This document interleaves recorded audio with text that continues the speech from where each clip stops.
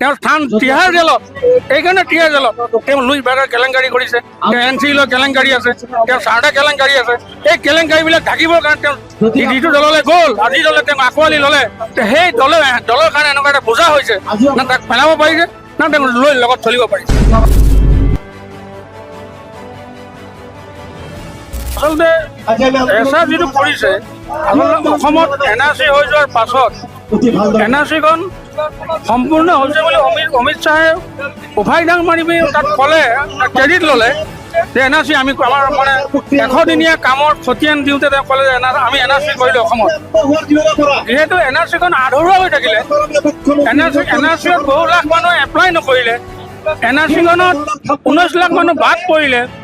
সেই মানুহখিনি কাৰ সতি সন্তান, কেনেকৈ আছে, কাৰ কি হয়, সম্পৰ্ক কি, তেওঁলোকে 71 পাছত আহিছে নে আগত আহিছে, এই কথাখিনি অসমৰ ৰাইজক উপস্থাপন কৰিব পাৰিব লাগিছিলে চৰকাৰখনে, যিহেতু নকৰিলে।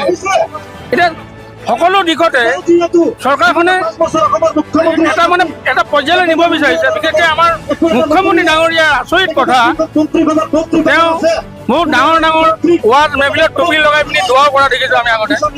এতিয়া সেই হেমন্ত বিশ্ব শৰ্মা ডাঙৰীয়াই এতিয়া এটাই শব্দ লৈছে যে মিয়া, আৰু মিয়া বুলি কওঁতে এনেকুৱা এটা পৰ্যায়লৈকে তেওঁ শব্দ ব্যৱহাৰ কৰিছে, মানে মানুহখিনিক এনেকুৱাকৈ উচলাইছে যাতে তেওঁ যিটো সম্প্ৰদায়ক প্ৰতিনিধিত্ব কৰিছে, যাতে আমি যাতে ক'ব লাগে যে বামুণো বিদেশৰ পৰা আহিছে, আমি ক'ব লাগে মানে বামুণো বিদেশী হয়, আমি ক'ব লাগে যে কোনোবা চাইনিজ মংগোল হয়।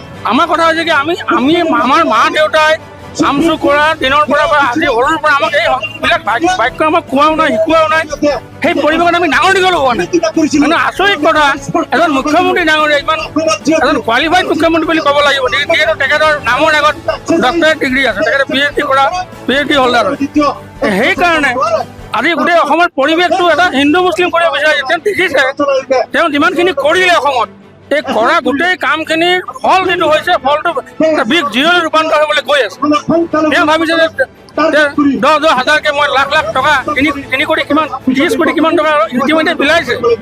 কিন্তু সেই পৰ্যায় কৰাৰ পাছত তেওঁ আশ্বস্ত হ'ব পৰা নাই যে চৰকাৰখন আহিব নে নাহে, আপাৰত কি হ'ব, নামনিত কি হ'ব, তেওঁ এই অংকত ব্যস্ত হৈ আছে।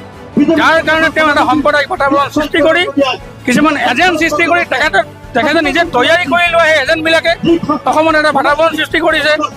ইতিমধ্যে আমি দেখিছোঁ উজনি অসমতে হওক, গুৱাহাটীতে হওক, বিভিন্ন জেগাতে হওক, নামনিতে হওক, যিবিলাক পৰিৱেশ সৃষ্টি হৈছে, গোটেই পৰিৱেশটো মানে এটা সাম্প্ৰদায়িকৰণ কৰাৰ কাৰণে চেষ্টা কৰিছে। সেইকাৰণে মই ভাবোঁ যে আজি এই অসমত অকল আমি সংখ্যালঘু সমাজখনেই নহয়, অসমৰ বিভিন্ন জাতি জনগোষ্ঠীয় যি সমাজ আছে, তেওঁলোকে ভবা দৰকাৰ আছে যে 1 কোটি 30 লাখ